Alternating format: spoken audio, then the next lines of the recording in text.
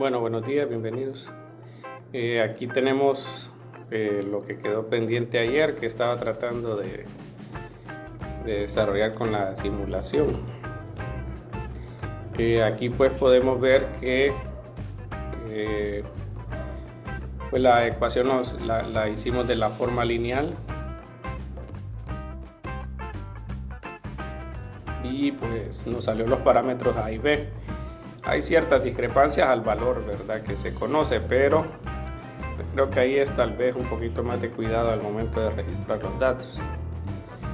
Por ejemplo, aquí me dio 976, que anda próximo al 981 que normalmente uno usa. Y el otro sería entonces la presión que se encontraba en la parte superior. Esa nosotros la vamos a llamar la presión atmosférica, que sería básicamente por el peso del aire que se encuentra pues cercano a la corteza terrestre. Entonces todo ese peso de aire va disminuyendo conforme va usted subiendo a lo largo de a cierta altitud, ¿verdad? Entonces, pero luego siempre se usa como referencia a lo que es el nivel del mar para la medición de la presión, ¿verdad? Y bueno, entonces de esa manera tenemos aquí que, por ejemplo, ya ajustando a lo que son los parámetros, ¿verdad? Que si ustedes notan dice 976 porque pues tenemos aquí los 1000 de la densidad, el 981 de la gravedad y el 1 sobre 1000 porque están trabajando en kilopascales. Entonces por eso pues da 981 en el caso de usar el valor que uno usualmente trabaja para la constante gravitacional. Y el otro pues sería el 101.325, que es el valor que nosotros definimos para lo que es la atmósfera, ¿verdad? Y 1.01, ¿verdad? Por 10 a la 5, aquí sería un poco más detallado el valor. Para la cuestión de densidades hay una tabla, ¿verdad?, en el texto que ustedes pueden usar y la voy a dejar para que queden las notas de clase, donde ustedes pueden agregar, revisar lo que son los valores de densidad según el objeto que tengan. Ustedes pueden ver que para el agua tenemos 1000, es el valor usual que se usa, ¿verdad? Y para el hielo tenemos 920.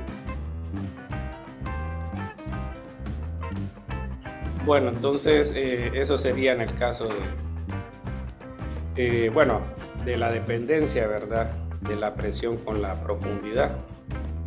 Y pues lo que normalmente, como les decía, que hacen en los textos es agregar pues un nivel de agua aquí, digamos, y colocar una muestra. En este caso pues podría ser una muestra de agua y pues tendríamos que, en general, nosotros tendríamos una fuerza aquí, ¿verdad? Esta la definen como P más dP por el área, ¿verdad? Tenemos la presión y un cambio, ¿verdad? Y aquí una fuerza hacia arriba de la forma PA. Y bueno, al hacer sumatoria de fuerzas les comentaba, ¿verdad?, que aquí tendríamos menos P por A menos dPA más PA igual a el peso, y el peso sería la densidad por el volumen, que se puede escribir en términos de esto, ¿verdad? Entonces aquí podemos ver de que nos queda que aquí sería un diferencial de altura, ¿verdad?, o un DY, porque estaríamos diciendo que es una pequeña porción de este líquido. Y pues aquí tendríamos que menos dP sobre dy, o esto, ¿verdad?, es menos densidad G dy, perdón, menos densidad G. Entonces, con esta relación, si usted la integra, puede llegar al valor que tenemos ahí arriba, ¿verdad?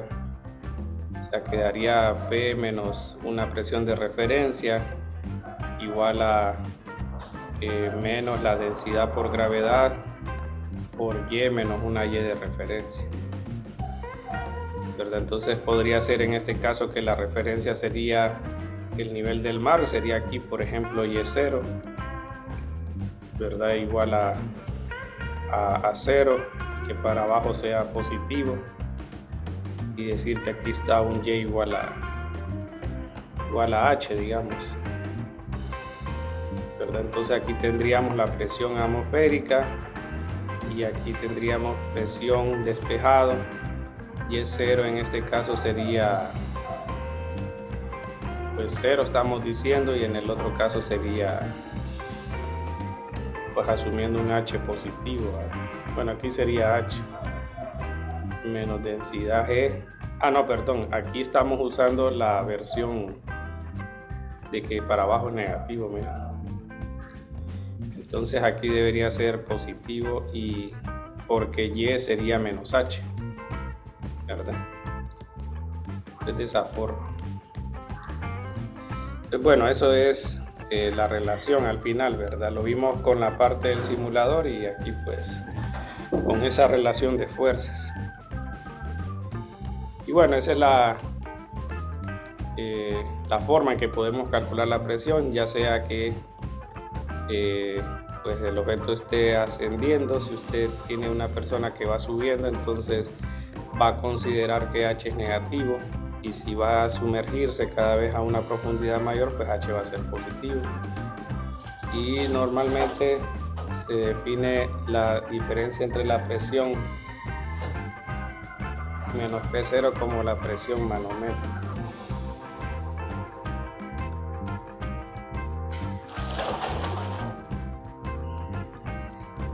Es una cantidad que normalmente se define, ¿verdad? Eso simplemente la diferencia entre, bueno, P lo definen como la presión absoluta, y P menos P0 sería lo que vamos a llamar como la presión manométrica. Son cálculos, ¿verdad? Al final.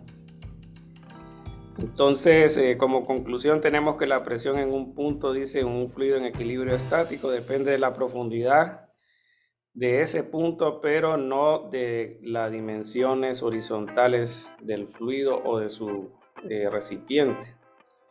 Entonces ese se conoce como lo que es el principio de Pascal, en la cual entonces se sabe que sin importar el recipiente, ¿verdad? Si usted mide a una misma altura, es decir, que esto puede ser, si usted considera una porción de líquido aquí o aquí, con tal sea de la misma profundidad, la presión va a ser la misma,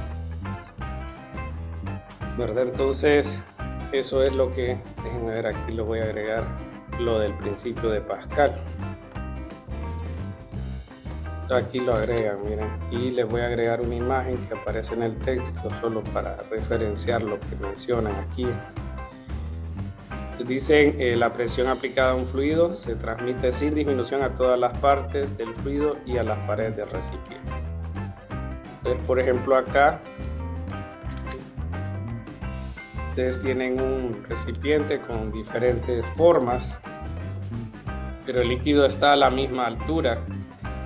Entonces, bajo este principio, usted diría que si usted mide la presión tanto aquí, aquí, aquí y aquí, el valor es el mismo, ¿verdad? Eso dice, bueno, la equivalencia de esa relación, de ese texto, ¿verdad? Y bueno, una de las formas en las que midieron la parte esta de la presión atmosférica es por medio de ese concepto, ¿verdad? De la presión, que al mismo nivel se mantiene la presión, no importa en qué parte horizontal esté usted trabajando. Por ejemplo, aquí hay una imagen que nos puede ayudar a definir, por ejemplo, esa relación de la presión atmosférica. Entonces, lo que hicieron pues es medir la presión mediante este experimento o esta configuración. Entonces, por ejemplo, acá en el inciso A, usted escogería, por ejemplo, este punto de acá y este punto de aquí. Los dos van a ser iguales por este mismo principio, ¿verdad? Si usted nota, entonces aquí tendríamos la presión atmosférica y en el otro tendríamos P más este valor, ¿verdad?, de densidad GH. Entonces aquí, por ejemplo, tendría más densidad GH, ¿verdad? Pero lo que le dicen es que, por ejemplo, el valor de por ejemplo, podríamos poner que en el nivel 2 Y es igual a en el nivel 1, perdón, Y sería 0 y que para arriba sea positivo, ¿vale?, para que quede la relación de esta forma, ¿no? Y pues la presión le dicen aquí que básicamente 0, sería de alguna manera quitaron aire ahí y esto hace que la presión se aproxime a 0. Entonces la forma en que midieron la presión atmosférica fue mediante esa relación densidad GH. Entonces tuvieron que configurar un tubo, ¿verdad?, lo suficientemente alto para que llegara a ese valor de presión. Entonces pues ahí la forma de llegar al valor es por medio de la medición de la altura.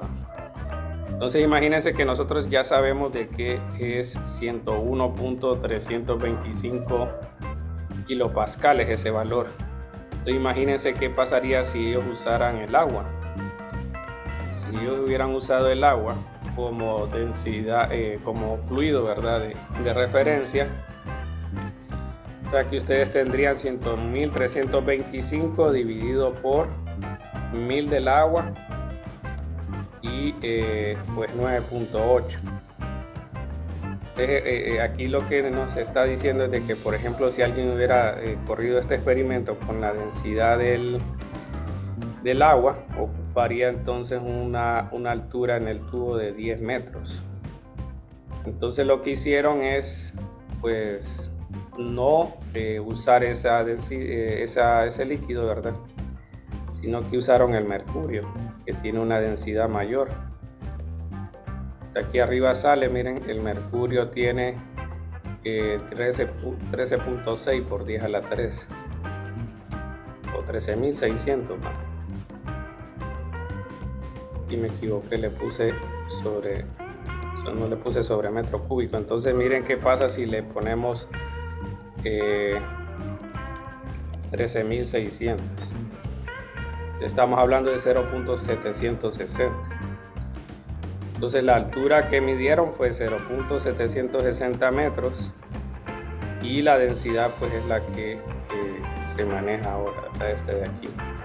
Entonces, de esa forma evaluaron o calcularon, ¿verdad?, la presión atmosférica. Y bueno, por eso algunas unidades ustedes van a ver que les habla de milímetros de mercurio. La atmósfera es igual a 101.325 kilopascales, pero también es igual a 760 milímetros de mercurio. Y bueno, y sale de esa relación, ¿verdad?, de pues el hecho de que pues usaron como densidad de fluido el mercurio, ¿verdad? Bueno, otra cosa que se menciona sobre el principio de Pascal es una de las aplicaciones que es lo de la prensa hidráulica, ¿verdad? Entonces les voy a agregar aquí una imagen para que puedan ver pues el efecto, ¿verdad?, de la aplicación del principio de Pascal para este elevador hidráulico, le dice. Entonces tengo una imagen y lo que hacen es evaluar esto de que la presión es la misma en ambos puntos, ¿verdad? Entonces ahí tendríamos que, por ejemplo, pues si nosotros agregamos un peso, ¿verdad?, a este pistón, nosotros estamos generando una presión. ¿verdad? Una fuerza que sería lo que usted aplique, ¿verdad? Por lo que sería el área. Entonces aquí se puede traducir en términos de lo que es la presión y el área, le dice. Pero bueno, aquí el detalle es que, bueno, según la definición, tenemos que presión. No sé por qué está lento esto.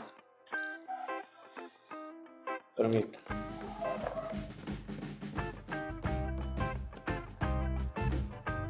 Bueno, entonces el punto es de que tenemos esta presión, ¿verdad? En términos de la fuerza y el área. Y pues, según este principio, tenemos que aquí la presión es la misma, ¿verdad? Entonces tendríamos presión 1 igual a presión 2 y pues la fuerza sobre área sería igual, ¿verdad? Pues aquí la ventaja es que usted trabajando un área más pequeña en comparación de a lo que usted quiere levantar, puede aprovechar, ¿verdad?, el efecto de una fuerza menor o un esfuerzo menor para lograr levantar cosas más pesadas, ¿verdad? Entonces ahí, por ejemplo, usted podría evaluar qué fuerza necesita aplicar para desplazar un objeto. Y si notan también, pues tenemos que usted puede aplicar una fuerza para desplazar el fluido, ¿verdad? Una cierta distancia. Entonces si le llamamos a esto una distancia de 1 y a este pues se va a desplazar una distancia de 2, el volumen debería ser el mismo, ¿verdad? Pero por la cuestión de áreas tenemos que la distancia no necesariamente va a ser la misma. Aquí tendríamos que el área 1, distancia 1 sería igual al área 2, distancia 2. Y aquí podemos despejar, por ejemplo, para la distancia 1.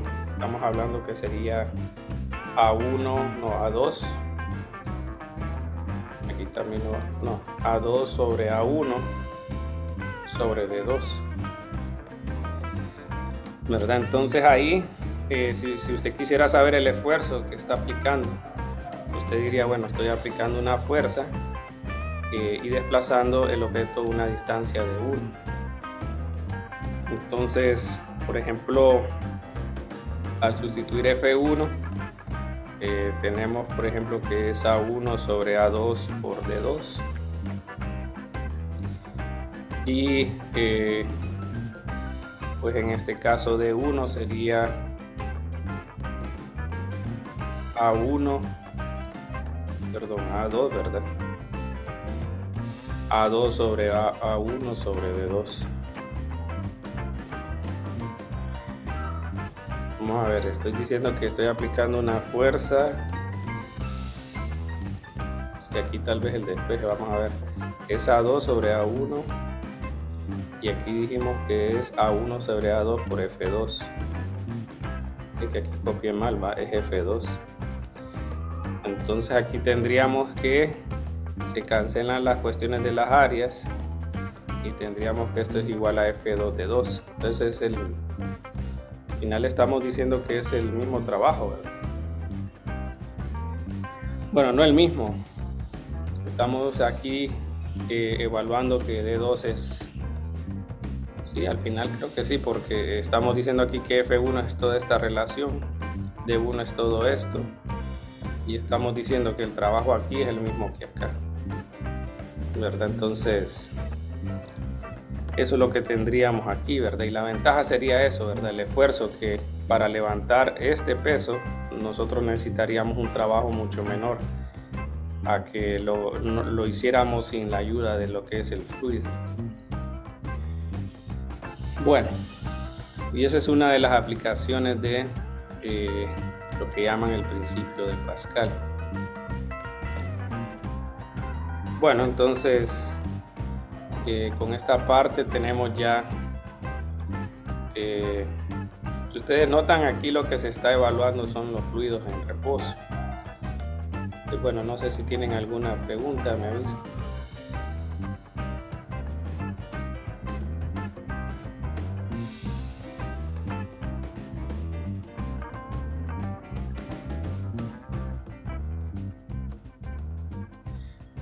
Bueno, entonces vamos a continuar con la parte esta de fuerza de flotación. Siempre hablando en términos de fluidos en reposo. Y por ejemplo aquí voy a agregar la siguiente imagen para que puedan ver pues el análisis que hacen sobre esta fuerza. Bueno, el ejemplo común es, por ejemplo, cuando usted está en la playa, ¿verdad? Y está en el mar. Normalmente nosotros sentimos que pues pesamos menos, ¿verdad? Nos sentimos ligeros. Y en parte por entonces este efecto de lo que vamos a llamar la fuerza de flotación, fuerza boyante, ¿verdad? Pueden usar también como, bueno, se usa ese nombre también. Entonces miren aquí que si usted analiza una porción de fluido, nosotros tenemos las fuerzas que ejercen las otras partículas del fluido sobre esta región que está delimitada, ¿verdad? De manera perpendicular al área. Entonces el efecto neto para nosotros lo vimos, por ejemplo, en el caso de la definición de presión. Vimos que pues hay una diferencia entre las fuerzas y eso hace normalmente de que el objeto tienda a no estar en equilibrio. Hablamos de la fuerza que está hacia arriba, la fuerza que está hacia abajo y pues en ese caso tenemos que se estaría aplicando esa fuerza, ¿verdad? Resultante al fluido, y esa es la que vamos a nosotros a sintetizar como la fuerza de flotación. ¿Qué pasa si usted entonces ahora sumerge un objeto en ese volumen de área, en ese volumen o en esa región de volumen? Entonces note ahora, aquí ponen una piedra y le dicen que bueno, ahora esa piedra está ocupando lo que es el volumen que inicialmente el agua comprendía y que tenía una fuerza equivalente a lo que llamamos fuerza de flotación.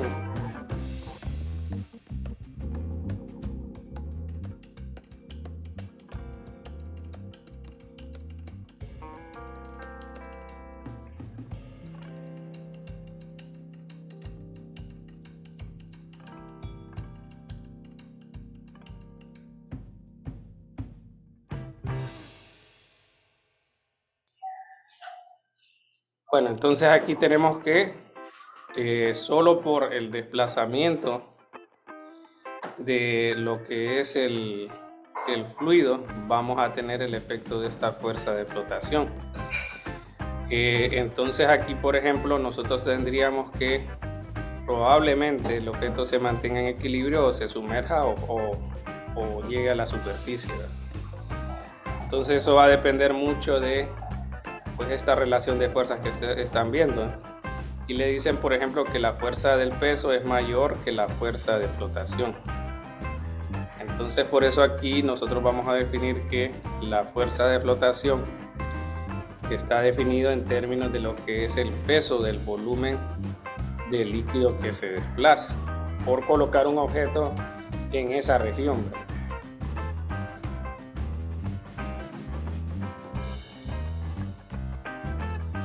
Entonces ese para nosotros va a ser la definición de lo que es la fuerza de flotación.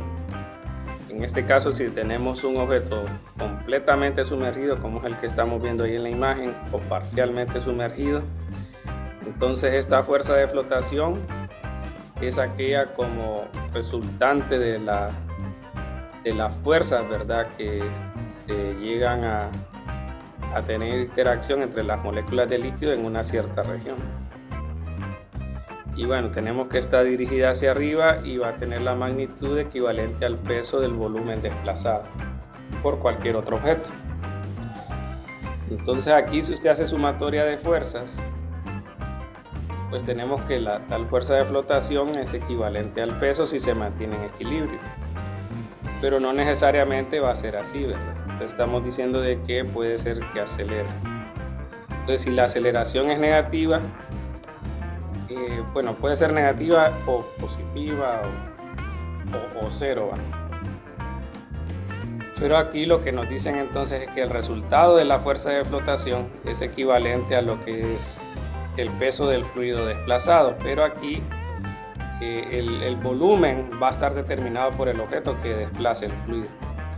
Entonces, inicialmente podríamos decir que esto es igual al peso, ¿verdad?, del fluido desplazado, pero nos interesa saber tener alguna idea acerca del volumen. Es decir, va a ser más fácil, conociendo el volumen de lo que se va a sumergir, saber este peso. Entonces, por eso a veces lo escriben como la densidad del fluido, el volumen sumergido por la gravedad. Entonces, noten que aquí, usando esa sumatoria y sustituyendo esto, tenemos esta relación.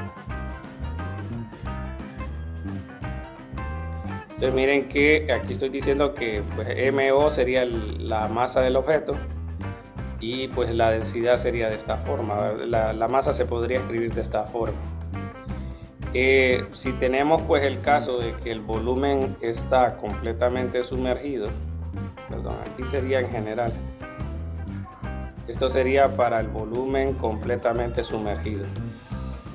Entonces, si tenemos este caso, ¿qué pasa con la aceleración?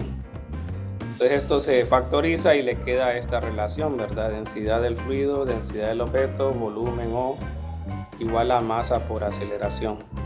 Entonces, la aceleración va a ser positiva si la densidad del fluido es mayor que la del objeto. No va a acelerar si son iguales.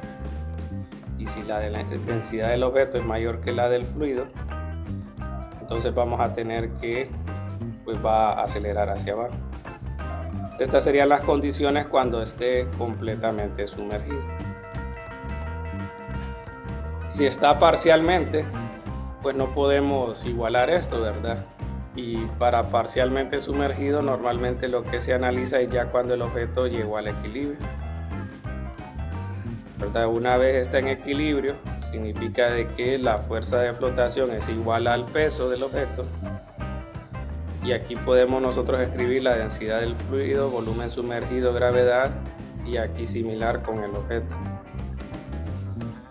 Aquí lo que mencionan normalmente es que, por ejemplo, ustedes a partir de las densidades pueden saber pues información acerca del porcentaje del volumen que esté bajo el líquido, ¿verdad? Sin hacer cálculos sobre el volumen que a veces no podrían ser tan directos.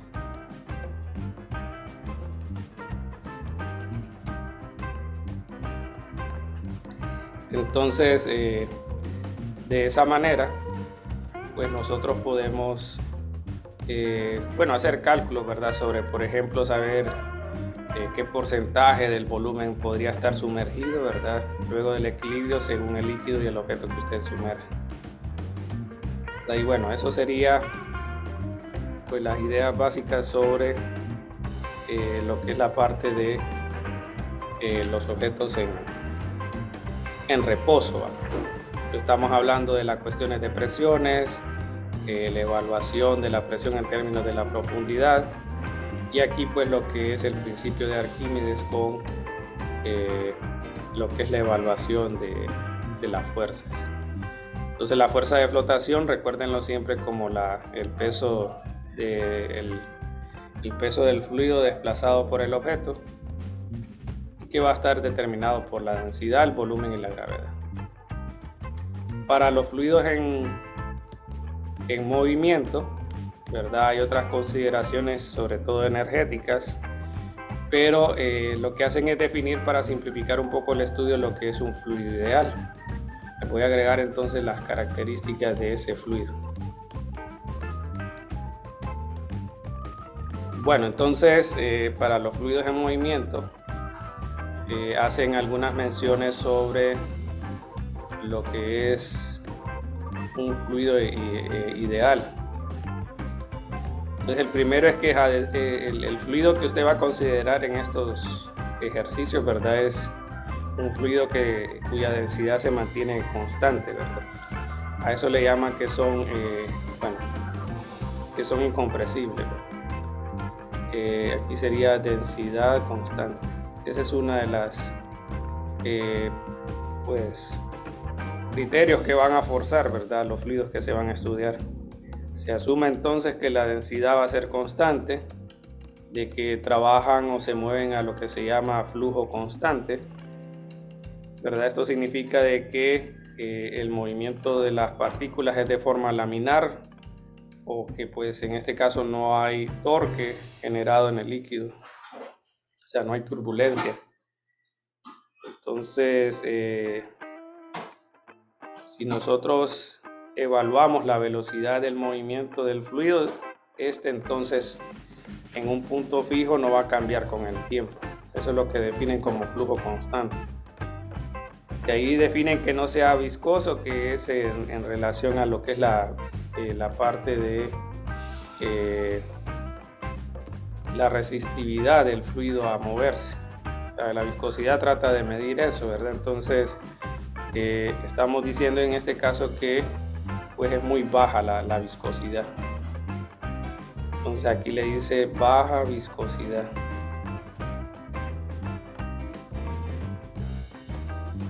Y bueno, lo otro es de que no rota, ¿verdad? Es decir, no hay torques o momentos de torsión o turbulencia en el líquido.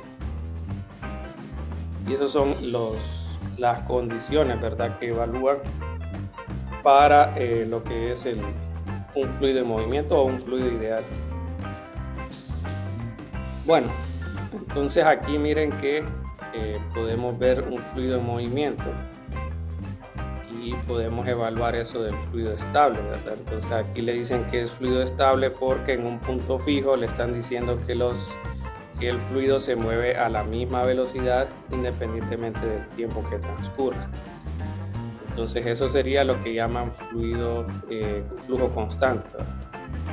Lo otro de densidad es que se mantienen los mismos valores de densidad a través de todo el fluido, ¿verdad? En este caso pues están trabajando con agua, ¿verdad? Y bueno, entonces tenemos que, por ejemplo, se trabaja a veces lo que se llama la relación o la ecuación de continuidad. Miren que aquí, si ustedes notan, le está diciendo que hay un caudal de 5.000 litros por segundo en un área de 3.1 metros cuadrados.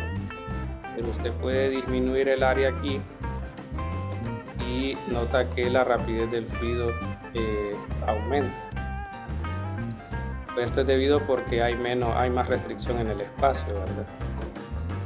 Entonces, si movemos note que el área disminuye y pues en este caso el caudal se mantiene constante.